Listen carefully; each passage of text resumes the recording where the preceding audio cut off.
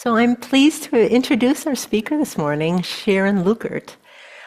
Sharon authored Until My Memory Fails Me, which she has copies available out here that she'll talk about, after being diagnosed with mild cognitive impairment. Sharon is a retired Buddhist chaplain and caregiver who served patients and families in multiple settings and draws on her Buddhist perspective based on teachings by Pema Chödrön to provide stories, information, and practices for maintaining a positive quality of life as cognition changes. Sharon? I want to thank you all for being here this morning, and thank you for the offer to come and speak this morning. I really appreciate it. Can you hear me okay? Okay, great. As Amanda mentioned, I was a Buddhist chaplain. I was also a nurse and a home health aide throughout my life. So I worked a lot with people with cognitive changes and dementia professionally. I also have Alzheimer's in my family, so it's also impacted me personally. When I was first diagnosed with mild cognitive impairment back in 2021, I didn't even know what the term meant, and I was in healthcare for 40 years. It's a relatively new term, so I like to just start by describing what does that even mean? Is it the same as normal aging? It's not. So I like to think of it as a continuum. We have changes that happen normally with aging, with our cognition. We forget things, we forget names. And then there's dementia on this other side, and mild cognitive impairment is kind of somewhere in the middle, where it's more than you would expect for your age, but you don't have dementia yet. So that's just a distinction I like to make, because that's where I fall right now. I do have Alzheimer's. I was able to have the new blood test that's now available, and I'd be happy to answer questions about that later. It just came out. It was just approved by the FDA in March, and so it's a definitive diagnosis now. They don't have to wait until you're dead and do an autopsy, which is really nice.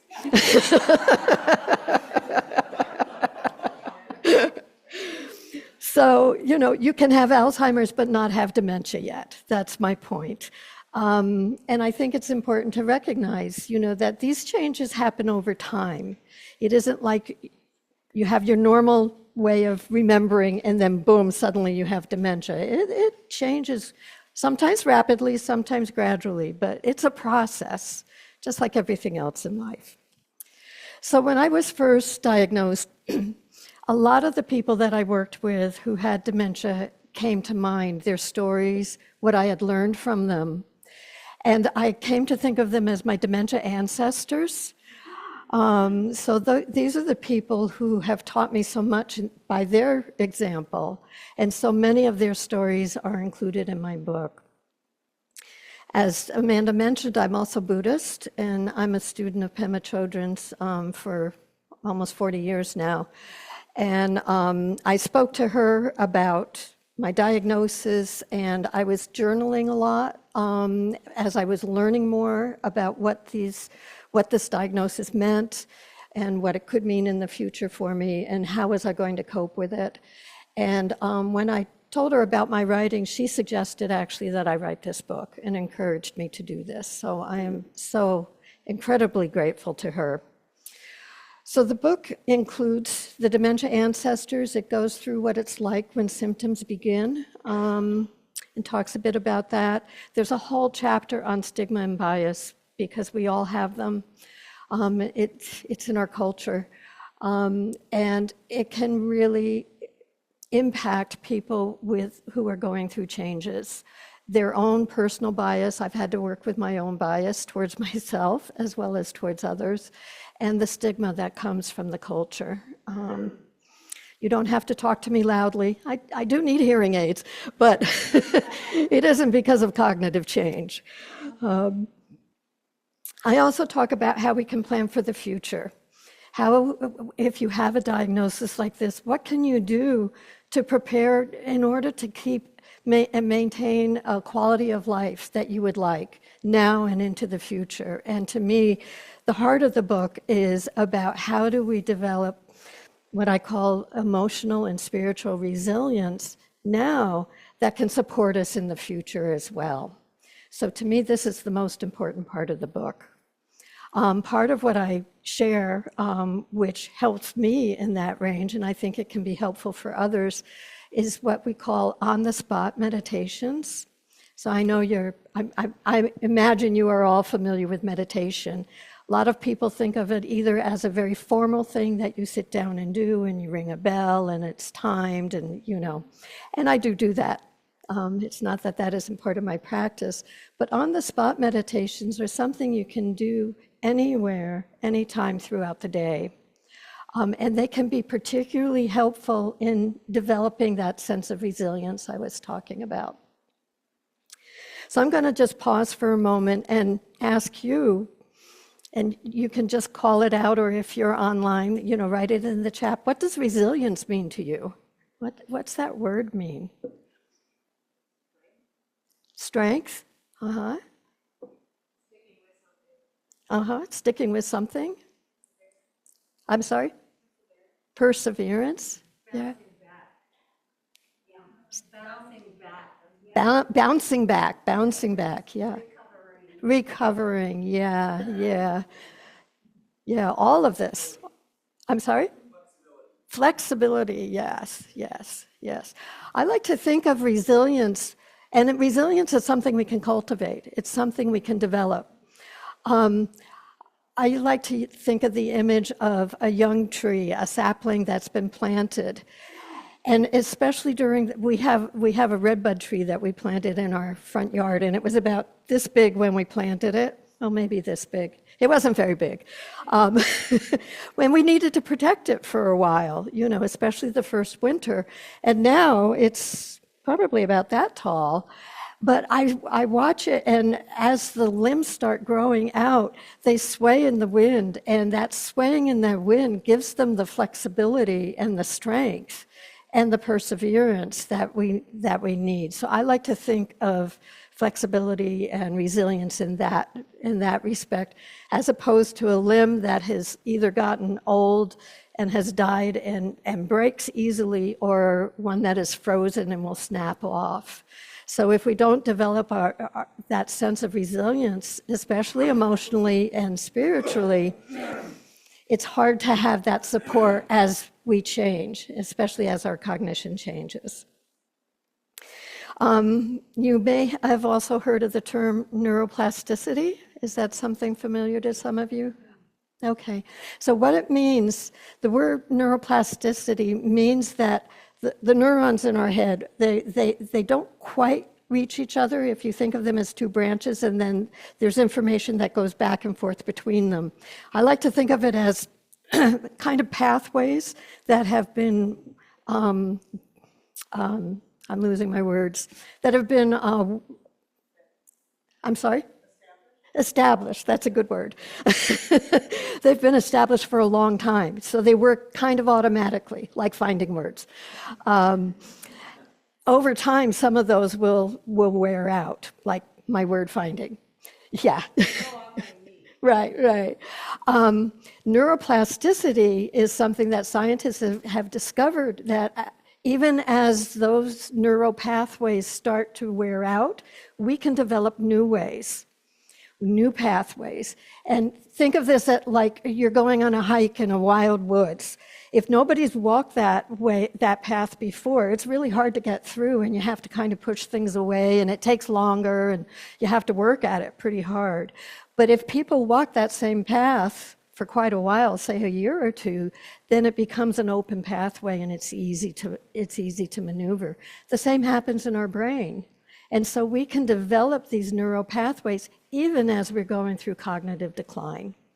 And that's part of what gives me hope, because I know that what I'm developing now is going to help me in the future. It doesn't stop the changes. There's no cure. There's no medical cure. There's no psychological cure. There's no spiritual cure. But there are ways that we can manage and we can deal with it. in a way that we can still have joy. We can still have vibrancy in our life. And as I said, I saw this in my dementia ancestors, and I've seen it in my family. So it's also been shown in research. Excuse me a second, I need a sip of water if I can find it.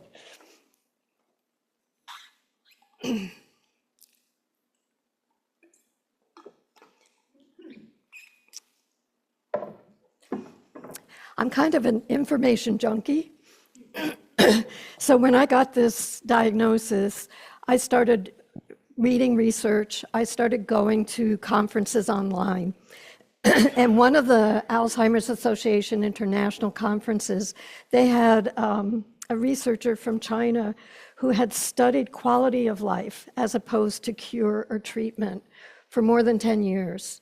And what she discovered is that those who developed some habits that gave them pleasure, and one of them that she used as an example was a woman that she started following when she had MCI, and she loved to do puzzles, and she would do puzzles for hours every day. Well, she followed her for 10 years up until she had severe dementia. She couldn't put a puzzle together anymore, but she loved working with the pieces. So even though she couldn't still do what she used to, she still enjoyed the practice of that habit. And it's not only with puzzles, it's with meditation, it's with music, it's with artwork, whatever it is that brings that person a sense of purpose and meaning in their life and a sense of joy. Even if it's just for a moment, that moment is special. They may not remember it an hour later, but that doesn't mean that it wasn't important to them in that moment. So sometimes people ask me, I have a whole area about emotional memory in the book. And I'm sorry, I'm going to need a little more water.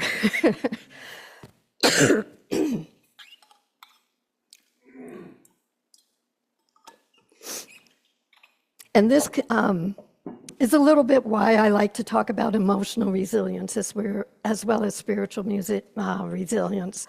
Emotional memory actually lasts longer than cognitive memory. It's deeper in the brain. So people, even as they're losing their cognitive ability, they still feel and remember emotion. So to me, it seemed kind of obvious, maybe not to everyone, but to me it seemed obvious that then if we become more emotional intelligent, we understand our emotions more, and we're more emotionally resilient earlier in our life, we can take that into our days and years with dementia down the road. So I'm going to read that part from the book for you right now. Emotional memory and the ability to both feel and express emotions last well into the latter stages of dementia. Given this, I wondered if becoming more familiar with and knowing how to work with emotions in the early stages of cognitive change might benefit an overall sense of well-being and autonomy at the latter stages when other forms of memory and communication might not be accessible. I have witnessed firsthand people with moderate and severe dementia continue to relate to the world through their emotions, even when they can no longer voice their thoughts, opinions, and feelings. One dementia ancestor, who I'll call Marie, lived in a skilled nursing facility and was completely dependent on caregivers to dress and feed her. She often had a smile, although she was unable to speak. I worked as a certified nurse's aide at the time and would rotate with others caring for Marie. She had her favorite CNAs, and when one of them would feed her lunch, she would smile, make eye contact, and willingly open her mouth accepting the food. When one of the CNAs she disliked tried to feed her, you can see where this is going, she would close her eyes and purse her lips, refusing to take a bite, and she could not be persuaded to eat. This became so obvious that we would switch assignments at meal times in order to accommodate her preferences towards some CNAs over others. Emotions are fluid, not solid and fixed. They are expressions of who we are. and hold the potential to connect deeply with our true selves, which includes the full kaleidoscope of emotion. Through allowing the feeling to soften, there is the opportunity to recognize that each one of us has the ability to connect with this energy directly. Love, joy, compassion, and equanimity, which are called the qualities of an open heart in Buddhism, are the underlying container for this emotional weather system, also comprising of grief, excitement, anger, and frustration. Learning how to allow the fluidity of feelings to move through us and dissipate builds emotional resilience and strengthens our ability to weather any emotional storm with a little more ease. The on-the-spot meditations that I talk about and that I'll be leading you through if you're willing is one of the ways of working with developing emotional resilience. Suggestions from a scientific perspective and the Buddhist view are essentially identical. When a strong feeling arises, especially one that seems to occur often for you, first acknowledge it as a guest at your door and let it be. In other words, allow yourself to experience the feeling without adding any story to it or pushing it away. Where do you feel it in your body? Is it solid? Does it have a color? Can you stay with the raw energy of that emotion? Next, do something different. That last piece usually surprises people. We're used to kind of feeling our feelings and kind of letting them be, but we're kind of also perpetuating them. We give storyline to them. We hold on to them. They're precious. They're part of us. And we get very strongly identified with our feelings, when actually emotions are universal. I mean, think of all the people feeling anger right now across the world, feeling grief, feeling sadness, feeling joy. It's just endless when we can connect with the larger group, the larger feeling, the global feeling of these emotions. So to do something different, I was talking about those neural pathways earlier and neuroplasticity. This is a place where that comes in. We all have habitual ways that we respond to our emotions, positive emotions and uncomfortable emotions. I don't like to call them negative because every emotion has its meaning and its reason for being there. But take anger, it's one we're usually pretty uncomfortable with, and we all have very habitual ways that we respond. Mine is to get kind of huffy and quiet and give somebody the silent treatment. Other people may run out of the room or yell, but whatever that habitual pattern is, it happens automatically. That route has been going on in your brain probably since age 3. So it happens pretty automatically. So if we can pause, really feel the feeling, allow any story that we've got going on about why you're so mad at that moment, take a deep breath and then do something just a little bit different. It doesn't have to be huge. So one time that this came up for me after I was diagnosed, one thing that really surprised me about MCI for myself was that I've gotten very clumsy. I knock things over, I break a lot of dishes. It's just part of what's going on for me because my brain isn't working quite right. So one morning I had made a pot of tea. I have my favorite teapot. It's glass. I can see the tea swirling in it. And I unfortunately knocked it off the counter and it was full of tea. And so there was shattered glass and hot tea all over the floor. So my habit when I do something is to be pretty self-denigrating. I was calling myself stupid in my head. I was mad at myself. Why did I do that? And I was reaching for the towel and starting to wipe it up and feeling pretty upset with myself. And I caught myself. It was like, oh, this is part of my new, this is part of who I am now.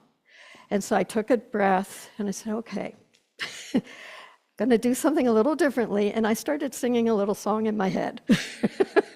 I mean, it didn't take away the sadness of missing my teapot, and also the changes going on for me, what that this represented. But I didn't have to keep yelling at myself on top of it. So I'm going to just lead us through. It only takes about a minute. This is an on-the-spot meditation I learned from Pema Chödrön long time ago. Something you can do anywhere. I sometimes do it in the grocery store. You know, I suggest it can be used for those times when you have strong, uncomfortable emotions, but I always suggest start with the light ones. That starts the pathway. So start with the really light ones, like when you stub your toe, or somebody steps in front of you in the grocery store and blocks your way. You know, those little moments of irritation, that's a really good place to start. So just take a moment and a breath to kind of settle yourself. I've been giving you a lot of words lately. Just let that go and be with yourself for a moment.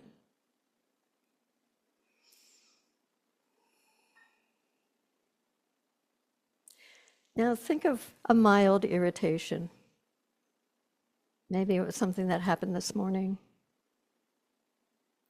Doesn't matter what it is.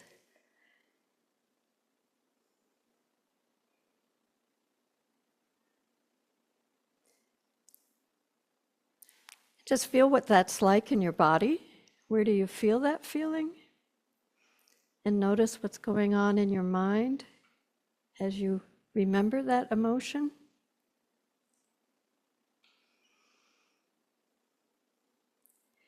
And now on your next breath, just bring it into your heart. Imagine your heart just kind of cradling that emotion and letting it be. Let go of the story around it. Don't try to hold on to it or push it away. Just let it be there in your heart.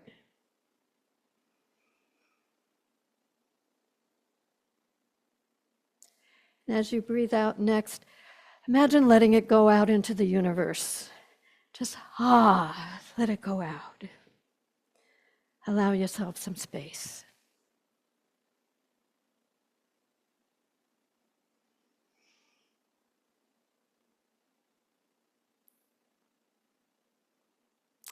And that's all there is to it. It's very simple. I like to do it washing the dishes. Whenever I get an annoying phone call from spam, my least favorite friend. So that's one of the on-the-spot meditations, and there's a number of them in here for working with bias, pausing when we need a moment, and working with grief. Grief is something that people with cognitive decline feel constantly because we're constantly losing little pieces of ourselves and having to change our sense of identity. So I'm going to read a little blessing that I like to read at the end of a talk, and then I'll open up for question and answer, and I'll also be in the kitchen, and I'd love to talk to people individually if you like, and we do have books for sale, which I'm happy to sign for you too if you want. Let's see if I can find this. Here it is.